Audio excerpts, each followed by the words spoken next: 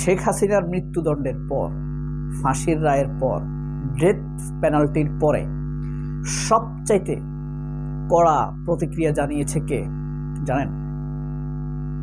সালাউদ্দিন আহমেদ, আমরা যাকে সম্মান করে শিলং সালাউদ্দিন বলি। তিনি বলেছেন শাস্তি কম হয়ে গিয়েছে। আপনার কাছে কি আশ্চর্য লাগে? মৃত্যুদণ্ড প্রাপ্ত আসামি, মৃত্যুদণ্ড দেওয়া হয়েছে, মৃত্যুদণ্ডের চাইতে বেশি শাস্তি কি আছে? মৃত্যুদণ্ডকেও সালাউদ্দিন বলছে শাস্তি কম হয়ে গিয়েছে। তার মানে সালাউদ্দিনে একটি আর্টিফিশিয়াল মন্তব্য দিচ্ছে, এটা একটা কৃত্রিম মন্তব্য। মায়ের চাইতে মাসির দরদ বেশি। যাই হোক, এই যে আন্তর্জাতিক অপরাধ tribunal ICT, international crime tribunal, অর্থাৎ আন্তর্জাতিক অপরাধ ট্রাইব্যুনাল, আর আইসিসি ওখানেও আরেকটা নেদারল্যান্ডে যেটা, ওটা হলো আইসিসি, ইন্টারন্যাশনাল ক্রিমিনাল কোর্ট। যাই হোক, তো শেখ হাসিনার যে মৃত্যুদণ্ড হলো, কোথায় কোথায় এফেক্ট হলো, সব কিছু বদলে গেল। আর কিভাবে বদলে গেল?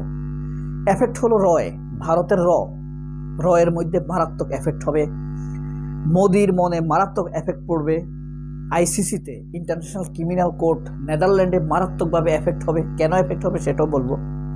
ইউনাইটেড নেশনে এফেক্ট হবে।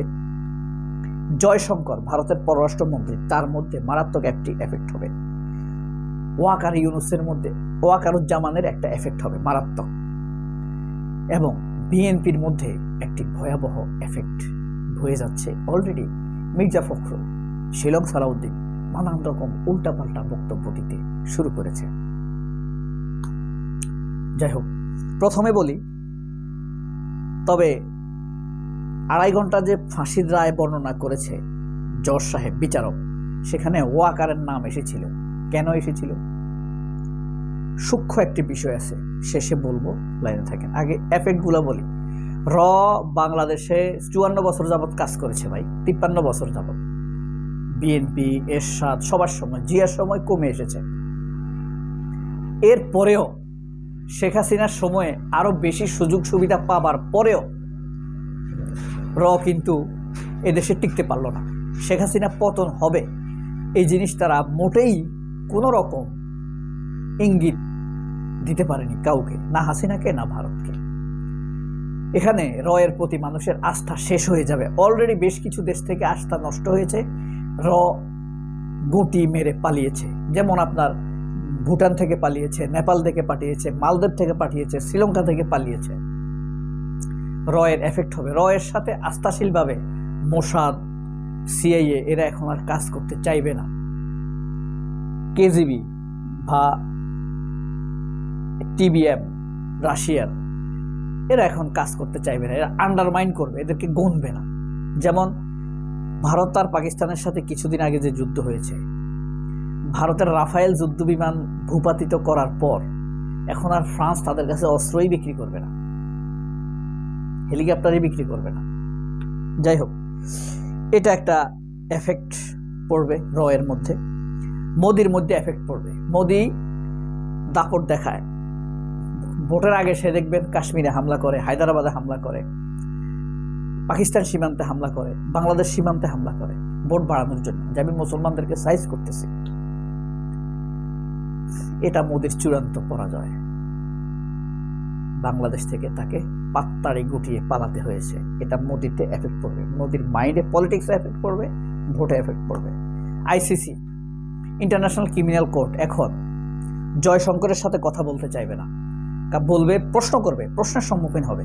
বাংলাদেশে না সাংবাদিক নাই, গর্দব ভারতের পাঁচাটা, কিন্তু দেশের বাইরে যেসব সাংবাদিক আছে তারা তো জয়শঙ্করকে প্রশ্ন করবে, তুমি একজন মৃত্যুদণ্ডপ্রাপ্ত আসামিকে স্থান দিয়েছ তোমার দেশে মানবাধিকার নাই, তোমরা মানবাধিকারকে প্রশ্রয় দাও না।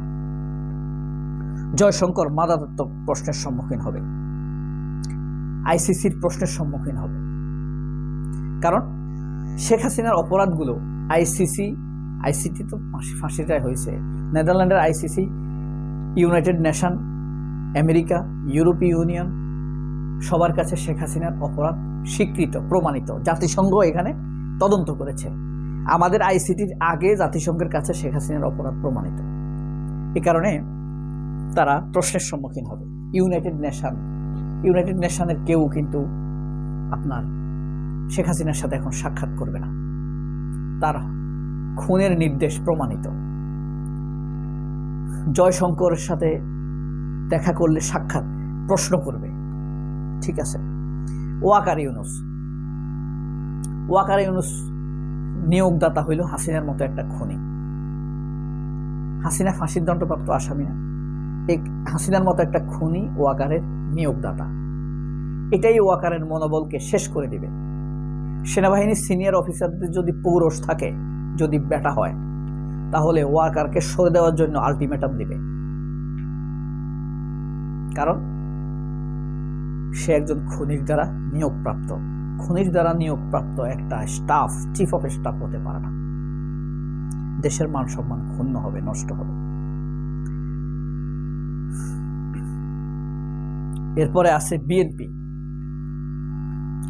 বিএনপি যে এই যে সুপ্পুকে রাখতে চাইছে, ঠিক আছে, সুপ্পুকে রাখতে চাইছে না প্রেসিডেন্ট হিসেবে, ওয়াকারকে রাখতে চাইছে না।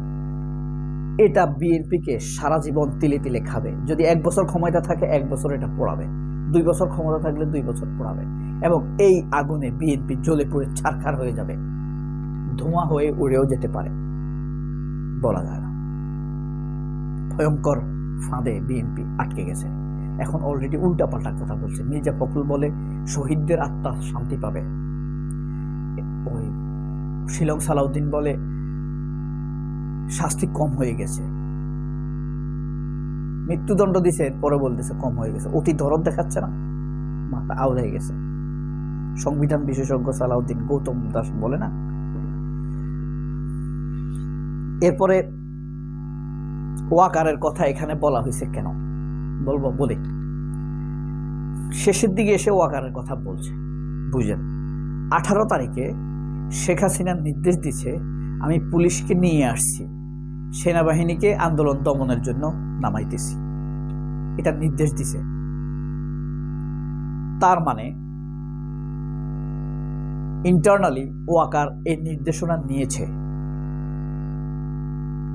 নির্দেশনা নেয়ার পর যখন দেখলো মিড লেভেলের অফিসারদের কাছ থেকে মারাত্মক বাধার সম্মুখীন হচ্ছে ওয়াকার, মিড লেভেলের অফিসাররা বলছে যে এখানে যদি আমরা গুলি চালাই তাহলে আমাদের জাতিসংঘের মিশন বন্ধ হয়ে যাবে, 1 নাম্বার।